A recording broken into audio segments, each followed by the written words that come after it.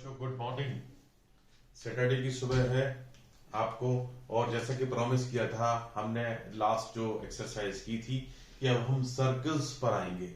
तो circles is a very good subject. तो धीरे धीरे मैं आपको 2-3 वीडियो बना के इसको पूरा क्लियर करूंगा, और ताकि आपके दिमाग में बिल्कुल बैठ जाए, चाहे वो बच्चा 6 का हो, 5th का हो, 7th का हो, 8th का हो, 9th का हो, applicable for all classes, because I will explain each and everything। ठीक है, तो हम एक छोटा सा वीडियो पहले अभी इसका बना देते हैं, बेसिक कंसेप्ट्स का, फिर धीरे धीरे उसको डेवलप करेंगे। सबसे पहले सर्कल होता क्या है बच्चों, आप क्या करते हो जब प्रकार से सर्कल बनाने का कोई कहता है तो आप प्रकार में पेंसिल डालते हो, एक नुकीला पॉइंट होता है और एक जगह पेंसिल करके फिक्स करते हो उस नुकीले पॉइंट को और रोटेट कर देते हो। ये वो फिक्स पॉइंट हो गया, यहां पर आपने पेंसिल रखी और ऐसे घुमा दिया तो आपका ये पूरा सर्कल बन गया। आप ये टेढ़ी टेढ़ी रेखाओं को मत देखना, ये कुछ समझाने के लिए लिखिए, ऐसा करके करीब करीब सर्कल बन जाएगा। तो बेसिकली सर्कल हुआ क्या, circle is a combination of all those points which are at a fixed distance, जिसे रेडियस कहते हैं। ठीक है, जब घुमाएंगे तो हर पॉइंट की डिस्टेंस इस पॉइंट से बराबर होगी। तो combination of all those points which are at a fixed distance from a fixed point, इसको हम हिलाते नहीं। Combination of all points which are at a fixed distance are, because नहीं चेंज होती, from a fixed point which is called the centre of this circle, and this fixed distance is called the radius of the circle. समझ में आ गया, ये point आपको समझ में आ गया। अब आते हैं रीजन्स। देखिए बच्चों, रीजन्स क्या होते हैं, सर्कल में 3 रीजन्स होते हैं। ठीक है, 3 रीजन्स कौन कौन से होते हैं, जैसे हमने ट्राइंगल में पढ़ा, एक बाहर का एक्सटीरियर, एक इंटीरियर और एक ऑन द सर्कल। तो बस यही लिखा है, एक्सटीरियर, इंटीरियर, एक ऑन द सर्कल। तो सर्कल का रीजन मतलब बोले तो कोई सर्कल और इंटीरियर वाला रीजन है उसका, और एक्सटीरियर जो उसके बाहर है। ये पॉइंट क्लियर हो गया हमारा। अब आते हैं कॉर्ड। कॉर्ड क्या होता है, कॉर्ड, डोरी भी बोलते हैं इसे हिंदी में। तो वो कॉर्ड होती क्या है कि सर्कल ये है, इस पर कोई से भी 2 पॉइंट लिए, जैसे मैंने दिखाने के लिए पॉइंट ए और पॉइंट बी लिया है।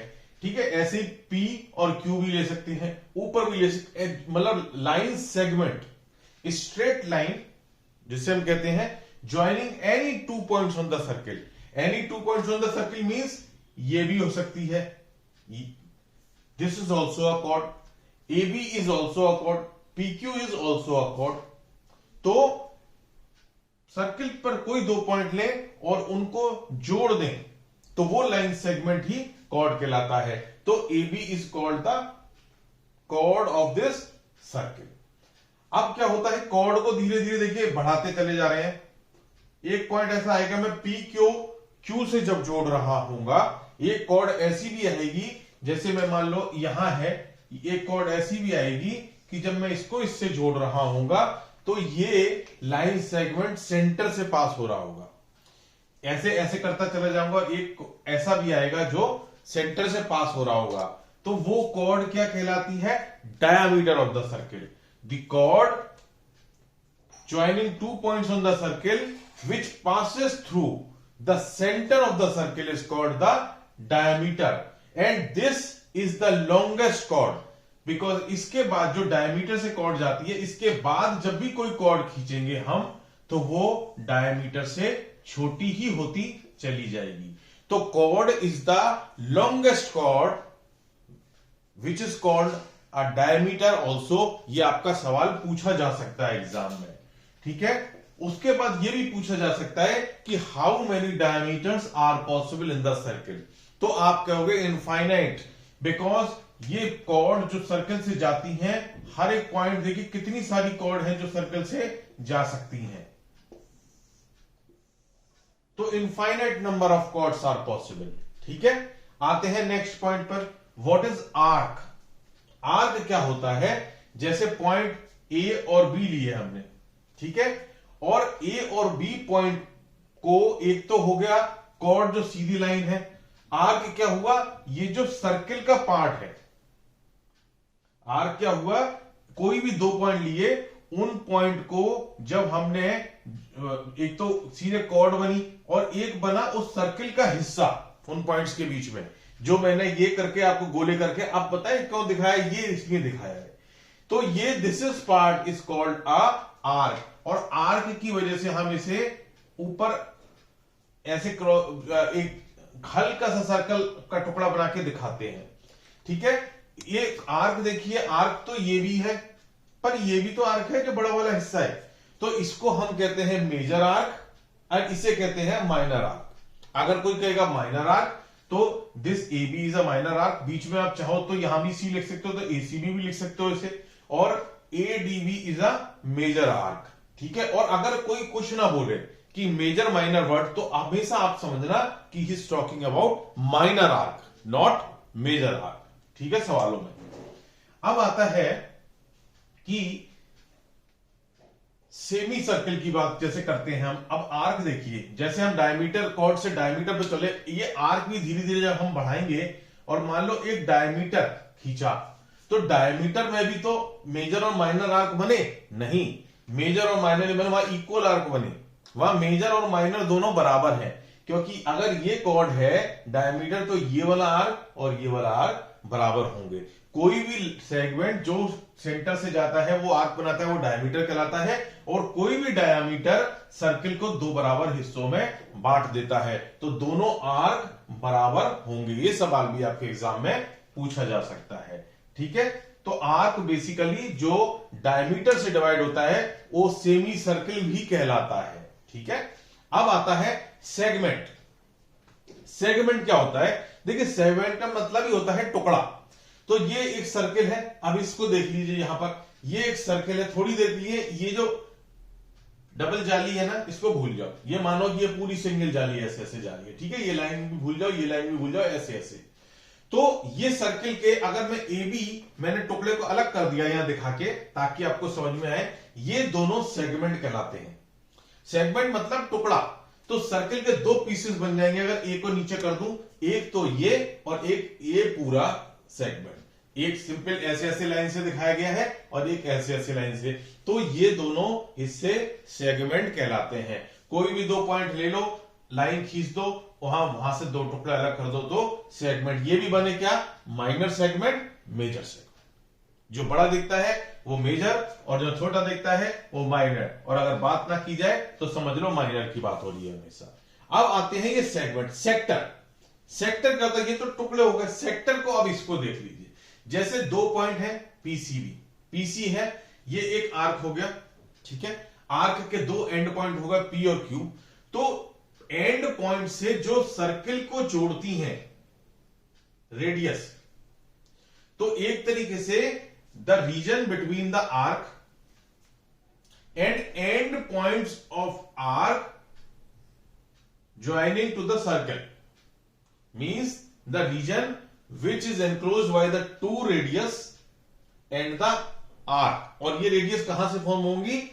And point of arc. So this region is called, जाली वाला इज कॉल्ड सेक्टर। इसी तरह से अगर ये सेक्टर है और थोड़ी देर के लिए आप भूल जाओ कि टुकड़ा है, तो और मैं इसको जोड़ दूं, मान लो ये पूरा है अगर इस तरह से, तो this is called a minor sector and this is called a major sector.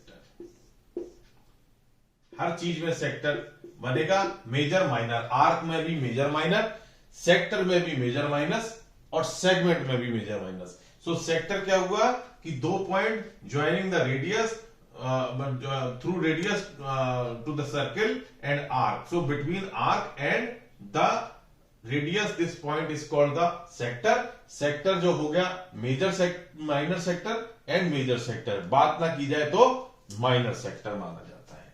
ठीक है, अब आते हैं एक थ्योरम पर जो कि आपके यहां मैंने देखा है यूजफुल होगी, कि मान लीजिए कि कोई सर्किल है,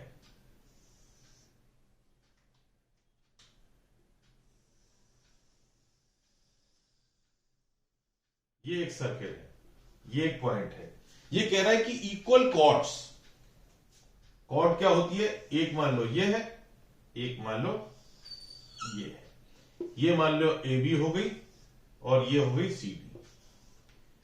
subtends equal angles at the centre.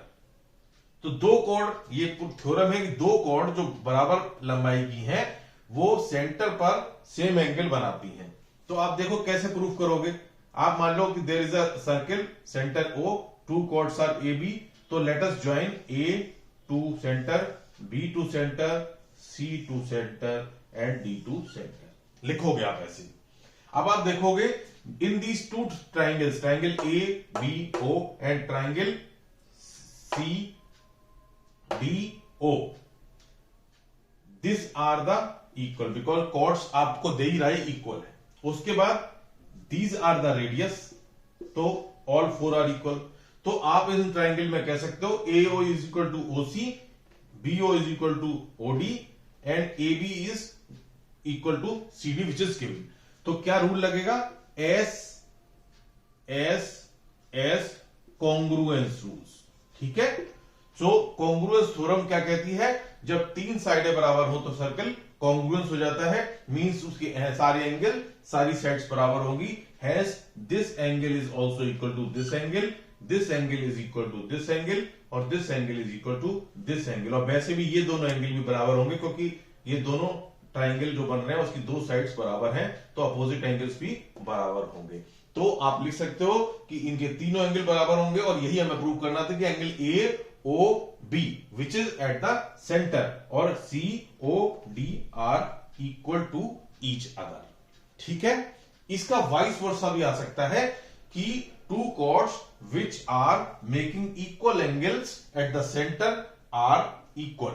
तो हम उल्टा चलेंगे, ये एंगल हमें बराबर दिया हुआ है, angle A O B is equal to angle C O D, और this is equal to this one and this is equal to this one. दोनों रेडियस बराबर होती हैं, तो कौन सा रूल लगेगा, S A S, side angle side. कौन के तीन ही चार रूल होते हैं, एक होता है आरएचएस, एक एसएसएस, एक होता है एसएएस और एक होता है एएसए और एक होता है एएएस या कह लो एसएए। तो यहां पर कौन सा लगा, यहां लगा था एसएसएस, यहां लगेगा साइड एंगल साइड। तो एसएएस रूल से ये कॉन्ग्रुएंट ट्राइंगल हो जाएगा, तो इसके सारे एंगल, सारी रेखाएं बराबर होंगी, तो A B is equal to C D हो जाएगी। तो जो कॉर्ड इक्वल लेंथ की होती हैं वो इक्वल एंगल सेंटर पे बनाती हैं, या ये कह लो अगर वो एंगल सेंटर पे इक्वल बनाएंगी तो वो दोनों कॉर्ड्स इक्वल होंगी। आई थिंक यहां तक आपको बिल्कुल क्लियर हो गया होगा। अब हम इससे आगे का अगले वीडियो में करेंगे।